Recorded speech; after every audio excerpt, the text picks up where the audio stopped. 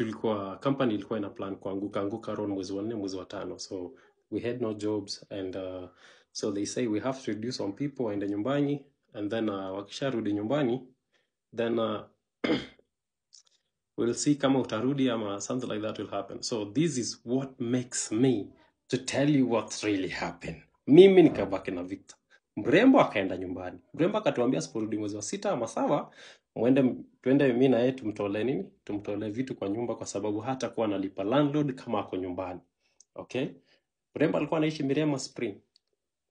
So tukasema there is no problem, we'll do that, tutamsaidia in one way or another. So tukasema sisi tumebaki job, mimi naishi Rongai, tumekaa. Dem akabaki mwezi wa 5, mwezi wa 6 akakuja. So tulikuwa tuna chat pamoja na yule jamaa. So jamaa ilifika one day akasema, okay, so since dem hajakuja for some time, mimi na huyu jamaa twende tumtolee vitu kwa nyumba. Akatuma hadi do, alituma 12,000.